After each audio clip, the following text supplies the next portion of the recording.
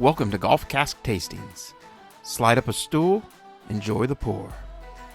All right, Golf Cask Nation, we're here for another tasting, and we are going Bulleit, the Frontier, their high-rye bourbon. And I know y'all gonna hate me for this, but this was kind of the deal breaker whiskey when I first got into whiskey and started to taste the different flavors. Bulleit by far was the whiskey that kind of changed my world. So I have a little sweet spot for Bulleit. I know a lot of people are not a fan of Bulleit. I know it's California's #1 selling whiskey, but I do have a little sweet spot for Bulleit, and don't hate me for it. You know, good memories. So let's dive in here and let's look at color. It's kind of a nice copper. Age statement, I couldn't really find. I looked online. I saw 6 to 8 seemed to be pretty common. It's 90 proof, so this is a kind of standard bourbon. Mash bill is 68% corn, 28% rye, and 4% malted.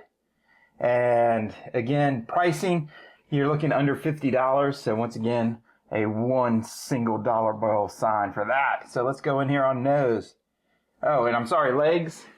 Legs are a little thicker than I would see for a normal 90, and they're moving, relatively slow. So it is a viscous whiskey, which is kind of cool, especially at this price point. So on the nose, what do we get?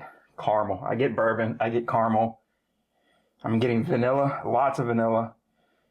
And I can get that hint of spice. I know this thing is loaded with spice, with cinnamon, pepper, and I get just a subtle wave of that. So with the nose, I would call that a good 3, 3.5. This is what I like in a bourbon. I like a high-rye bourbon. So this is kind of, like I said, my taste buds are starting to go nuts. Let's dive in here and go taste. Again, this is a friend to me. Little warm and sweet up front, kind of sweet caramel, kind of a little bit of warmth to it. Definitely get the spice on the back end. To me, I get cinnamon. I love that. There is definitely a honey and fruit flavor on the back end as well, right, at the back of the tasting. So it kind of goes in, it's got, just a hint of complexity, and the fact that it gives you a warm sugar kind of jumps into the spicy component.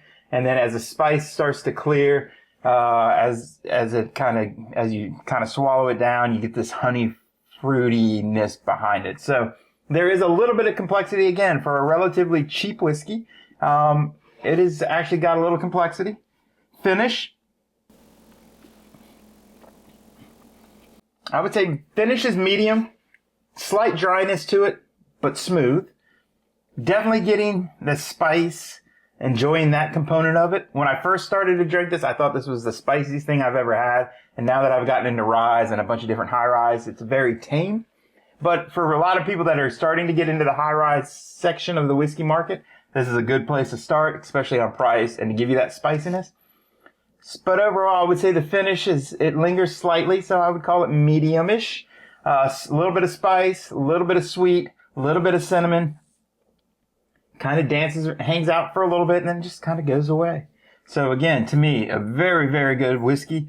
One, like I said, that really changed my thought process that do whiskeys really taste different? Bulleit was a big piece of that. So let's dive in here. Nose, I'm going to go 3, 3.5. Taste, I'll go 3. And finish, I will go 3. So once again, we'll dive in here and go Bulleit is a 3. It is a good starter entry into the high rye market.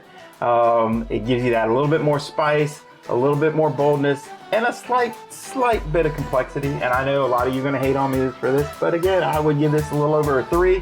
This would be a good par inside a golf cask. So a 3 is a par. Par means I would never turn down a dram. If you handed me a Bulleit and put it in a cocktail or handed it to me straight, I would enjoy it. So enjoy Bulleit. For those that like Bulleit, for those that hate Bulleit, fair enough. To each their own. Cheers, Sláinte. Once again, 333 par. Love it.